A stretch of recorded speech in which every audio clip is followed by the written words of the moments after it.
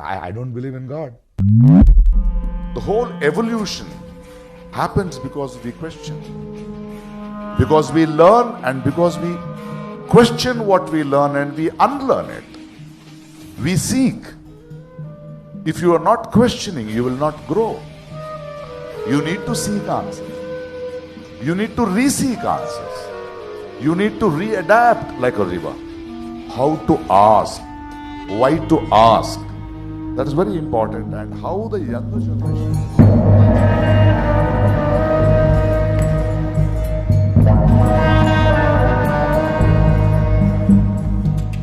बात यही है ना कि आप उस साइंटिज्म से नहीं निकल पा रहे हैं। अच्छा, इसी को मैं साइंटिज्म कहता हूँ। आप चाहे इसको तस्लीम करें या ना करें, मैं नहीं, सारी दुनिया कहती है साइंटिज्म। आप हम साइंटिज्म हम साइंटिस्टिक बिलीव नहीं रखते हैं। साइंटिफिक हम ये थ्योरीज आपका मान लेते ईमान हैं है। लेकिन साइंटिस्टिक बिलीव नहीं रखते हैं। ठीक है। उसकी वजह यह है कि आप किसी भी चीज को जांचते और नापते हैं मादे के जरिए। गैर मादी वजूद के आप कायल नहीं है। नहीं है ना? आप कैसे हुए? आप गैर मादी वजूद के, आप गैर मादी वजूद के कायल हैं? नहीं हूं ना सर। नहीं है ना? आप कैसे हुए? आपके अंदर शुऊर नहीं है। वो अव्वले बशर थे। अव्वले बशर थे, उनसे पहले कोई इंसान नहीं। अल्लाहु आलम। अल्लाह आई डोंट नो। ठीक है, आप कब थे वो? ये जब भी होंगे, अभी तो बताया मैंने। कहाँ थे वो? I don't know. आपको ये भी नहीं पता? अच्छा, आपको ये पता है कि हजरत आदम के कितने अरसे के बाद हुजूर सल्लल्लाहु अलैहि वसल्लम इस्लाम लेकर आए? अगर मुझे ये पता चल जाए तो मैं ये ना बता दूं आपको कि हजरत आदम कब थे। ठीक है, तो इसका मतलब ये है कि जो डिवाइन गाइडेंस आपके पास है, जो कुरान मजीद आपके पास जिब्राइल लेकर आया, उसने भी आपको ये नहीं बताया। इसलिए कि ये इन्फॉर्मेशन इररेलेवेंट है। वो हमारे नजदीक रेलेवेंट है, क्योंकि आपका मौजू रिलीजन नहीं है, आपका मौजू हिस्ट्री है। ठीक है, मेरा मौजू रिलीजन है। क्योंकि रिलीजन का जो रिलीजन की जो बुनियाद होती है वो हिदायत है इंसान की, और हिदायत का ताल्लुक इससे नहीं है कि आदम कब थे और कब नहीं थे। ये बताइए कि अल्लाह ताला ने या क्रिएटर ने इस कायनात को कब बनाया? I don't know. और जो साइंस का ये सवाल आप वही कर रहे हैं। ठीक है, ये वही सवाल हैं जो कैसर भाई से आपने किए थे। अच्छा ठीक है, मुझे एक बात और इसके ताल्लुक से मजहब की कोई पोजीशन नहीं है, बल्कि हम साइंस की पोजीशन एक्सेप्ट करने के लिए तैयार हैं। अगर साइंस ये कहती है, अगर साइंस का ये दावा है कि जी 14 बिलियन साल पहले कायनात वजूद में आई थी बिग बैंग के बाद, हमें कोई मसला नहीं है। हमें कोई मसला नहीं है, आ सकती है। अच्छा, मुझे ये बताइए कि अगर अल्लाह ताला या क्रिएटर, इस अब हम गुफ्तगू के असल धारे में मुझे लग रहा है हम शामिल हो रहे हैं, इस कायनात को अदम से वजूद में लेकर आए थे, तो टाइम और स्पेस को क्रिएट उन्होंने किया। उससे पहले वो टाइम और स्पेस के अंदर एग्जिस्ट ही नहीं करते थे। ठीक। तो जो चीज़ टाइम और स्पेस के फैब्रिक में एग्जिस्ट ही नहीं करती है, साइंस के नज़दीक वो एग्जिस्ट ही नहीं करती है। तो इसका मतलब ये है कि आपके नज़दीक, let me complete my question, I will not interrupt you. जो चीज़ टाइम और स्पेस अगर क्रिएटर अदम से वजूद में लेकर आया, तो वो खुद अदम में कैसे एग्जिस्ट करता था? और इस यूनिवर्स को बनाने का रॉ मटेरियल, जो कि हमारे पास 75% हाइड्रोजन है, ये यूनिवर्स जो है, इस कायनात को बनाने का रॉ मटेरियल वो क्रिएटर कहाँ से लेकर आया? ठीक। आपने दो सवाल किए कि वो आदम में कैसे एग्जिस्ट करता था। वो आदम उसके लिए नहीं था, वो आदम मेरे और आपके लिए था। उसका तो वजूद ही वजूद था। Point number 1। अब मैं जवाब दे दूं आपको, जवाब दे दूं। नंबर 2, आपने कहा कि रॉ मटेरियल कहाँ से लेकर आया। अगर उसको रॉ मटेरियल कहीं से लाना हो तो फिर वो क्रिएटर किस काम का? क्रिएटर कहते ही उसको है जो हर चीज़ को बनाए, जो रॉ मटेरियल को भी बनाए और जो ट्रांसफॉर्म भी करे एक चीज़ से दूसरी चीज़ में। क्रिएटर वो है। अगर आप इस्लाम का या किसी भी मजहब का बुनियादी मुकद्दमा नहीं समझते तो फिर आप ये कैसे डिबेट कर सकते हैं? आप ये कह रहे हैं कि रॉ मटेरियल कैसा है? क्या रॉ मटेरियल क्रिएट नहीं हो सकता? बिल्कुल हो सकता है। अगर क्रिएटर को हम ऑल पावरफुल मान रहे हैं तो हम ये भी मान रहे हैं कि वो रॉ मटेरियल भी क्रिएट कर सकता है। बात ये नहीं है। बात ये है कि अगर आप उसको स्पेस में और टाइम में मानते हैं, मसलन कोई भी क्रिएटर है, उसको आपने स्पेसलेस नहीं माना, उसको आपने टाइमलेस नहीं माना, बल्कि उसी टाइम और स्पेस में माना जिसमें ये कायनात वजूद में आई है, तो क्या आप ये कह रहे हैं कि कायनात खुद से खुद वजूद में आ गई? मैंने ये कहा कि हमें तो पता ही नहीं है कि ये कायनात कैसे वजूद में आई है। ये दावा रिलीजन ने किया है कि ये कायनात तो जनाब, जब मैं ये कहता हूं कि हमें ये नहीं पता कि आदम कब आए थे, तो आपको मसला होता है? नहीं, क्योंकि आपके पास तो, क्योंकि हमने कभी ये दावा नहीं किया कि आदम कब आए थे। आपके पास तो डिवाइन गाइडेंस है ना सर। आपके डिवाइन गाइडेंस का मतलब ये नहीं, जिसने आदम को पैदा किया। डिवाइन गाइडेंस का मतलब हरगिज ये नहीं है कि खुदा ने अपने सारे उलूम इंसान को मुंतकिल कर दिए। जाहिर है, जो इंसान सोच सकता था वही इस किताबों में लिख सकता था। वो एक अलग मसला है, वो आप नोट करते हैं, कोई मसला नहीं है। अच्छा, मुझे ये बताएं, coming back to the point, कि आपके नजदीक टाइम और स्पेस जो है वो क्रिएट हुए हैं, जी राइट सर? जी हाँ, टाइम और स्पेस एक क्रिएटर ने क्रिएट किए हैं, और वो टाइम और स्पेस का जो क्रिएटर है वो उससे पहले जिस अदम में था वो मेरे वो अदम में नहीं था। यही तो आपका सवाल गलत है। यही तो मैं कह रहा हूँ ना सर, कि मुझे समझा दें कि टाइम और स्पेस की क्रिएशन से पहले जी वो कहाँ खुदा था? जो था वो किस टाइम और स्पेस में एग्जिस्ट करता था? अच्छा, क्योंकि टाइम और स्पेस के बगैर कोई चीज एग्जिस्ट कर नहीं सकती। आप अपने सवाल में जो फैलेसी है वो समझ पा रहे हैं? नहीं सर, मुझे यही समझाइए आप ये कह रहे हैं कि टाइम से पहले खुदा किस टाइम में था? नहीं, मैं ये कह रहा हूं कि खुदा जो था वो इस टाइम स्पेस फैब्रिक से पहले किस टाइम ज़मानो मकान में था? टाइम से पहले किस टाइम में था? टाइम और स्पेस के फैब्रिक, मैं और आप इस वक्त शिकागो के अंदर 2023 में बैठे हैं। ठीक है। अगर यहाँ पर मैं टाइम चेंज कर दूंगा तो आप दोनों में से कोई एक नहीं होगा, स्पेस चेंज कर दूंगा तो कोई नहीं होगा। इसीलिए जो आइंस्टाइन था वो जनरल थ्योरी ऑफ रिलेटिविटी के अंदर टाइम स्पेस फैब्रिक की बात करता है। मुझे ये बताइए कि ज़मानो मकान तो खुदा ने तख्लीक की, तो उस तख्लीक से पहले वो कहाँ था? जब ज़मानो मकान उसने तख्लीक किए हैं तो ज़मानो मकान को आपने मखलूक मान लिया।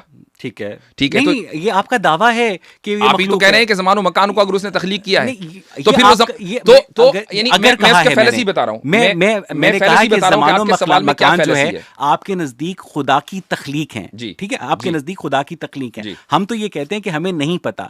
तो वाजदी साहब और अगर तमाम उम्मत मुस्लिमा और तमाम रिलीजियस लोगों के नजदीक ज़मानो मकान खुदा की तख्लीक है, तो उस ज़मानो मकान की तख्लीक से पहले खुदा कहाँ था? इसका जवाब मैं आपको एक मिसाल से देता हूं। हालांकि आपके सवाल के अंदर जो फैलेसी है मैं आपको ऑलरेडी बता चुका हूं। मान लीजिए मैं इस कंप्यूटर का बनाने वाला हूं, तो क्या मैं इस कंप्यूटर के अंदर रहूंगा या बाहर रहूंगा?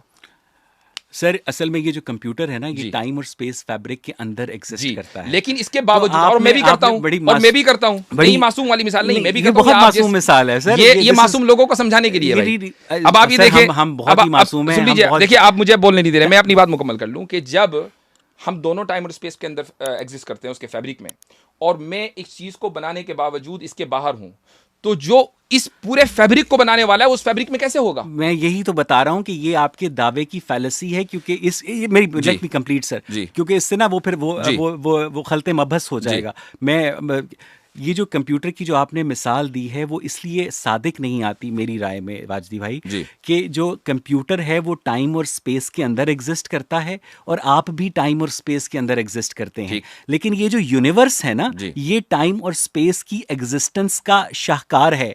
लेकिन आपका ये दावा है कि इस टाइम और स्पेस को क्रिएटर ने क्रिएट किया है, तो टाइम और स्पेस को अगर क्रिएटर ने क्रिएट किया है तो वो उससे पहले खुद कहाँ था? इसी को ये समझने की कोशिश मैं जो आपके इस दावे के फॉल्सहुड को बयान करना चाह रहा हूं। मैं ये बता रहा हूं कि आपका ये जो दावा या जो नैरेटिव है ये फॉल्स इक्विवेलेंस कहलाता है। चूंकि आपने क्रिएटर को अपने जैसा समझा कि जैसे आप टाइम और स्पेस की फैब्रिक में है तो क्रिएटर भी किसी ना किसी टाइम स्पेस की फैब्रिक में होगा। यही फॉल्स इक्विवेलेंस है। इसी को अरबी में क़ियासुल गायब अल शाहिद कहा जाता है। इसलिए तो ये और यही चीज बुनियादी तौर पर गलत है कि जब हमारा हो सकता है मैं यही समझ जाऊं तो मैं बस अपना सारा मुकदमा वापस ले लूं।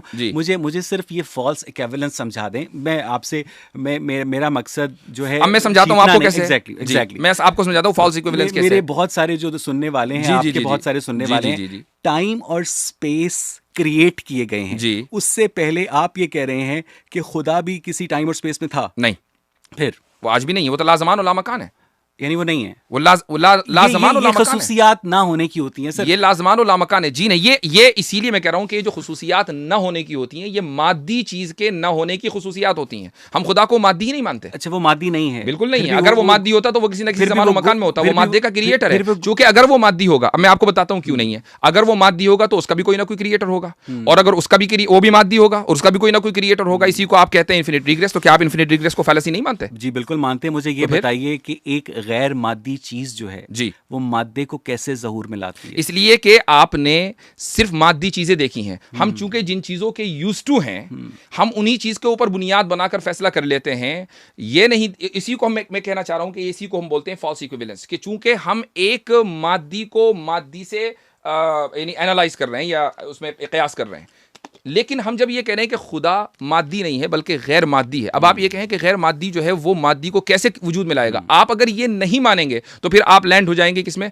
इन्फिनिट रिग्रेस में। आप मान लीजिए कि इन्फिनिट रिग्रेस बिल्कुल ठीक है, मैं आपके साथ चलूंगा। नहीं होते हम, उस पर भी लैंड नहीं होते। बताइए कैसे नहीं होते? कहते हैं हम ये कहते हैं जी। कि हमें 13 अरब 80 करोड़ साल पहले, जी। प्लांक्स टाइम 10⁻⁻43 सेकंड्स पहले, जी। जब ये कायनात जो थी बिग बैंग के नतीजे में वजूद में आई, उससे पहले के हालात का इल्म नहीं है।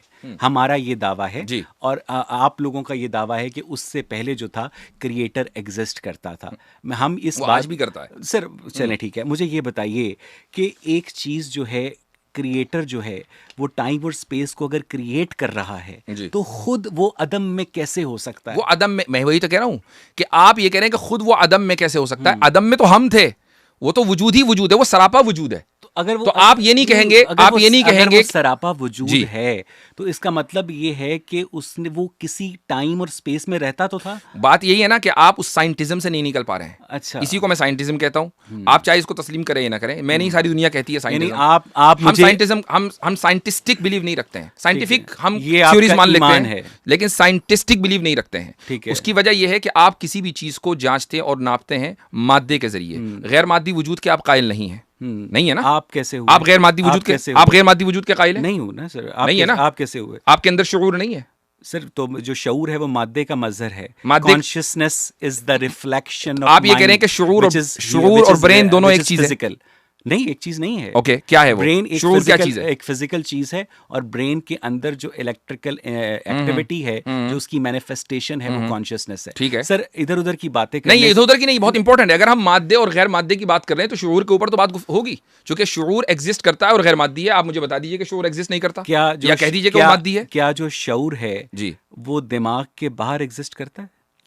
क्या दिमाग के बगैर? बिल्कुल कर सकता है, बिल्कुल कर सकता है। सर, मुझे ये समझा दें, बिल्कुल कर सकता है। मुझे ये बताएं कि वाजिदी साहब ये जरूर है, शऊर है, ये जरूर है, आपकी वफात के बाद क्या एग्जिस्ट करेगा? ये जरूर, बिल्कुल हो सकता है, बिल्कुल हो सकता है। मैं लेकिन अगर आप ये कहें कि मादा यानी शऊर और दिमाग दोनों एक ही चीज है, अगर आप ये साबित कर दें तो फिर मैं अपने इस दावे को वापस ले लूंगा। सर, मुझे लेकिन अगर आप ये दो अलग अलग चीजें हैं, अगर ये दो अलग अलग चीजें हैं, शऊर जो है दिमाग की प्रॉपर्टी है, दिमाग का करेक्टरिस्टिक है, दिमाग की सिफ्त है। जब ब्रेन डेथ हो जाती है तो शऊर खत्म हो जाता है। हमारे जो न्यूरल सर्किट्स होते हैं उनमें न्यूरॉन्स की बम्बार्टमेंट होती है, जिसके नतीजे में कॉन्शियसनेस इवॉल्व होती है। मुझे सिर्फ ये बता दें कि क्या इमाम गजाली गलत कहते हैं कि खुदा का जो तख्त है बाकायदा तौर पर एग्जिस्ट करता है? मुझे ये बता दें कि जब जिस मजहबी खुदा की मौजूदगी को आपने दावा करके ये कहा है कि उसने बाकायदा फरिश्तों से गुफ्तगू की, उसने इब्लीस से गुफ्तगू की कि तू आदम को सजदा करे, वो जो गैर मादी वजूद है वो बाकायदा तमाम तर उन्हीं प्रॉपर्टीज़ का इजहार करता हुआ हमें नज़र आ रहा है जो कि मादे की प्रॉपर्टीज़ हैं। तो इसका मतलब ये है कि आप अभी तक मुझे ये नहीं बता सके कि एक गैर मादी वजूद जो है मादे को कैसे ज़हूर में लेकर आया। आपने शऊर को ये कहा कि इंसान जब मर जाता है, उसका ब्रेन डेड हो जाता है, तो शऊर भी खत्म हो जाता है, उस इंसान का शऊर खत्म हो जाता है। ठीक है, आपकी स्क्रीन के ऊपर जो है एक साइंटिस्ट की टेस्टिमोनी है, मैं वो पढ़कर सुना रहा हूँ, और साइकोलॉजी टुडे में है। According to the decade long, scientist का नाम क्या है? में आ रहा है, according to the decades long research of doctor Peter Fenwick, a highly regarded neuropsychiatrist who has been studying the human brain, consciousness, and the phenomena of near-death experience (NDE) for 50 years. Consciousness persists after death. In fact, Fenwick believes that consciousness actually exists independently and outside of the brain as an inherent property of the universe itself, like dark matter and dark energy or gravity. Hence, if in Fenwick's view, the brain does not create or produce consciousness, rather it filters it. जिस तरह वाजिदी साहब कहेंगे कि creator है और हम नहीं मान सकते, उसी तरह अगर डॉक्टर पीटर फैनविक ये कहेंगे कि कॉन्शियसनेस ब्रेन से बाहर एग्जिस्ट करती है, आप नहीं मानेंगे? तो हाँ, मैं सिर्फ ये पूछूंगा वाजिदी साहब कि कॉन्शियसनेस ब्रेन से बाहर कहाँ एग्जिस्ट करती है? उसका कहाँ का फिर सवाल वही आएगा, जैसे ही मैं बताऊंगा कि कहाँ एग्जिस्ट करती है तो मैं फौरन कह रहा हूँ कि शऊर मादी है, जबकि हम शऊर को गैर मादी मानते हैं। यही तो पॉइंट है, जो शऊर है, यही पॉइंट है। वो अगर गैर मादी है तो वो अपनी मैनिफेस्टेशन के लिए एक मादी दिमाग का मोहताज क्यों है? उसको एक कैरियर क्यों चाहिए? इसलिए कि शऊर खालिक नहीं है, शऊर तो खुद मखलूक है। तो खालिक जिस तरीके से चाहेगा कि उसका मजहर कहां और उसका मैनिफेस्टेशन कहां, वही होगा। अच्छा, शऊर जो है मखलूक है, शऊर बिल्कुल मखलूक है। शऊर जो है यानी वाजदी साहब का जो दिमाग है जी, वो अलहदा से पैदा किया गया, और उस दिमाग का दिमाग की बात नहीं हो रही है, शऊर की बात हो रही है। तो शऊर दिमाग के बगैर कैसे एग्जिस्ट करता ठीक है यार? इंसान को जब खुदा ने क्रिएट किया तो शऊर उसको दिया, उसको शऊर अता किया गया जैसे जैसे वो बढ़ा गया, वो शऊर दिमाग को दिया गया ना? बिल्कुल, इसलिए कि ब्रेन जो है वो सिंपली रिसेप्टर्स हैं जो शऊर को रिसीव कर रहे हैं। मैं ये कहता हूं कि आपने ये बात की, आपने एक मुकम्मल दावा किया मुतलकन कि जी साइंस ये बिलीव करती है कि दिमाग मर जाए तो शऊर खत्म हो जाता है। मैं आपकी स्क्रीन के ऊपर साइंटिस्ट का एक हवाला है कि आप इसको क्या कहेंगे? मुझे ये सिर्फ और सिर्फ बहुत सारे जो अहमक हैं वो हर तबके में पाए जाते हैं, और मुझे डॉक्टर पीटर फैनविक की इस बात से इख्तलाफ इसलिए है क्योंकि बहुत सारे जो गैर मुस्लिम भी हैं उनके अंदर भी अहमक पाए जाते हैं। डॉक्टर पीटर फैनविक की अगरचे वो न्यूरोसाइकोलॉजिस्ट हो, मुझे समझा दें, मुझे अगरचे उनकी 50 साल की रिसर्च 50 साल की रिसर्च हो, डॉक्टर पीटर फैनविक के आप तर्जुमान हैं, तो मुझे आप ये बता दें कि डॉक्टर पीटर फैनविक को आपने पढ़ा है या आपने उनका रेफरेंस गूगल किया है? दोस्तों, आपके मन में भी कई सारे सवालात होंगे और आप जाते भी होंगे मुफ्ती साहब से पूछने के लिए उनकी स्ट्रीम में, लेकिन उनकी स्ट्रीम में इतने ज्यादा लोग होते हैं कि आप लोगों को मौका ही नहीं मिल पाता। इसी मसले को हल करने के लिए हमने एक नया रास्ता निकाला है।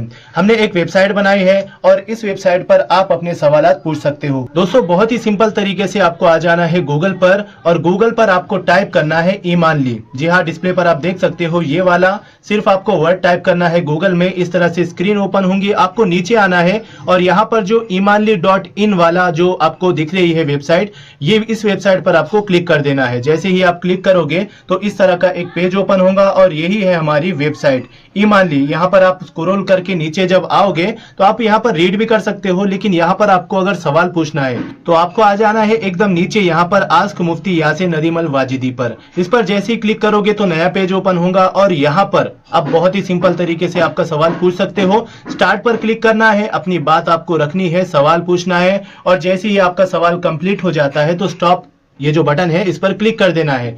यहाँ पर आपको अपना नाम टाइप करना है, नेम, और उसके नीचे आपको आपका ईमेल टाइप करना है, और बस इतना सा काम है। और देखिए, मैं यहाँ पर मेरा नाम लिख लेता हूँ और इसके नीचे मैं मेरा ईमेल भी लिख देता हूँ। ये जैसे ही कर दोगे तो बस काम खत्म हो गया। सेंड पर क्लिक करो, आपका मैसेज हम तक पहुंच जाएगा और इंशाअल्लाह मैं खुद जाऊंगा मुफ्ती यासिर साहब की स्ट्रीम में और आपके सवालात रखूंगा, या फिर अगर सवाल इतना ही ज्यादा इंपॉर्टेंट रहा तो फिर मैं उनको पर्सनली भी ये सवाल पूछ सकता हूँ।